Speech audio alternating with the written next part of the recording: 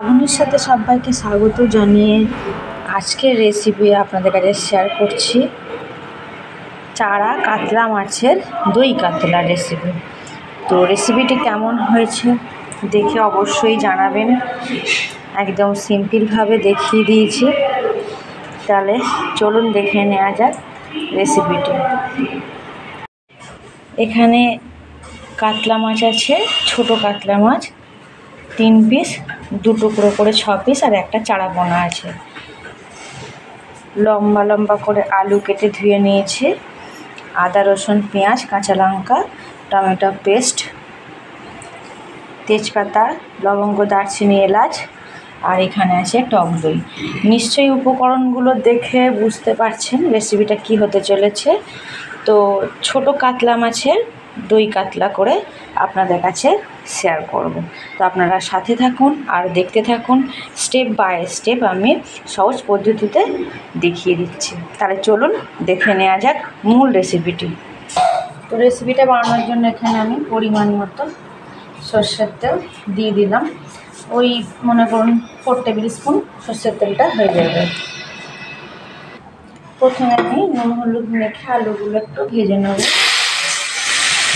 বলতে পারেন এটা দই দিয়ে কাতলা মাছ দিয়ে আলু দিয়ে কষা টাইপের বানাবো, একটু অন্য স্টাইলে রেসিপিটা হবে। অনেকে তো দই কাতলা খেতে, এটা চারা দই কাতলা মানে ছোটো কাতলা মাছ দিয়ে এটা আমি আলু দিয়ে দই কাতলা করে আপনাদের কাছে শেয়ার করছি। তো আমি এটা আমার মতো করে তৈরি করছি। তো এই আলুগুলো একটু ভেজে নেব, নিয়ে তুলে নেব। আলু ভাজা হয়ে গেছে, তা আমি একটা পাত্রে তুলে নেব। এবার এই তেলে লবঙ্গ দারচিনি এলাচ দিয়ে দিলাম। 2-1 সেকেন্ড ভাজার পর কাঁচা পেঁয়াজগুলো দিয়ে দিলাম। তেল একটু ফাটিয়ে না দিলে ফাটবে, ফাটিয়ে দিয়েছিলাম।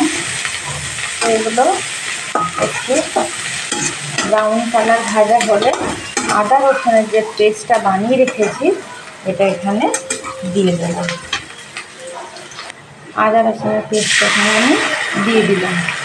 দিয়ে একটু গ্যাসের ফ্লেমটা মিডিয়ামে দিয়ে একটু নাড়াচাড়া করে তারপরে ঘরের যে মশলাগুলো থাকে সেখানে আমি দেব। 1 চামচ হলুদ, 1 চামচ ধনের গুঁড়ো, 1 চামচ জিরে, 1 চামচ গোলমরিচ, আর কালারের জন্য 1 চামচ কাশ্মীরি লঙ্কার গুঁড়ো, আর পরিমাণ মতো স্বাদ অনুসারে 1 চামচ লবণ দিলাম। দিয়ে প্রত্যেকটা মশলা ভালোভাবে কষিয়ে নিতে হবে যাতে কাঁচা গন্ধ না বেরোয়। তো মশলা কষানো কমপ্লিট হলে বুঝবেন কী করে আপনারা, দেখবেন মশলার গা দিয়ে তেল ছাড়বে, তখনই ভাবতে হবে যে মশলাটা কষানো কমপ্লিট। তো এরকমভাবে একটু সামান্য জল দিয়ে মশলাটা কষিয়ে নেব ভালোভাবে 2-3 মিনিটের জন্য। মশলা প্রায় কষানো কমপ্লিট, গা দিয়ে তেল ছেড়েছে, নিশ্চয়ই বুঝতে পারছেন আপনারা। এবার এখানে আমি আলুগুলো দিয়ে কষিয়ে নেব। আর টক দইটা ফেটিয়ে রেখেছি, ঠিক সময়ে দিয়ে দেবো। নিশ্চয়ই আপনারা এই পর্যন্ত রেসিপিটা বুঝতে পেরেছেন, আশা করি কোনো অসুবিধা হয়নি। এবার এখানে আমি আলুগুলো দিয়ে দেবো, দিয়ে ভালোভাবে আরও 2-3 মিনিট মতো কষিয়ে নেব। নেওয়ার পর টক দইটা এখানে আমি দিয়ে দেবো। এই পর্যায়ে এসে টক দইটা ফাটিয়ে রাখা দিয়ে দিলাম, দিয়ে ভালোভাবে কষিয়ে নিতে হবে। গ্রেভিটা আপনাদের পছন্দসই আপনারা রাখতে পারেন। আমি এখানে এটা 2-3 মিনিট ফোটার পর একটু সামান্য পরিমাণ জল দেব। দেখুন এখনই কত সুন্দর লোভনীয় লাগছে দেখতে, তার আর খাওয়ার সময় তো কোনো কথাই থাকবে না গরম ভাতের সাথে। আরেকটা ট্রিক্স বলে দিই, টক দই দেওয়ার সময় তখন গ্যাসের ফ্লেমটা অবশ্যই মিডিয়ামে থাকবে, হাইতে দিলে দইটা কেটে যাওয়ার সম্ভাবনা বেশি থাকে। আর যদি বাড়িতে কোনো অতিথি চলে আসে তাহলে অতিথি আপ্যায়নের জন্য এই রেসিপিটা যথেষ্ট পরিমাণে কার্যকারিতা হবে।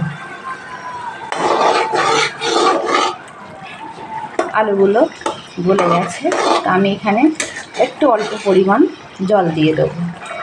এবার এখানে আমি মাছগুলো একটা একটা করে দিয়ে দেবো।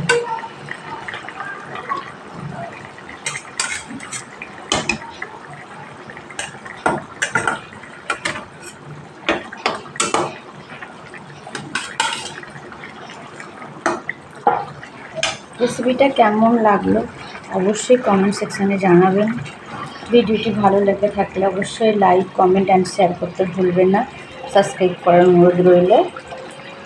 তো ছোটো কাতলা মাছের দই কাতলা রেসিপিটা প্রায় শেষের দিকে। তো সব শেষে আমি এখানে একটু গরম মশলা দিয়ে দেবো সানরাইজের, আর এক পিঠ করে হালকাভাবে উল্টিয়ে দেবো।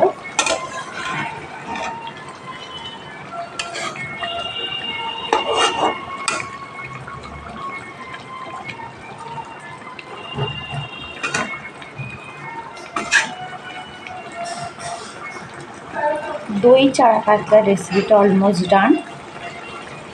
প্রথম থেকে শেষ পর্যন্ত দেখার জন্য অসংখ্য ধন্যবাদ। ভালো থাকুন, সুস্থ থাকুন।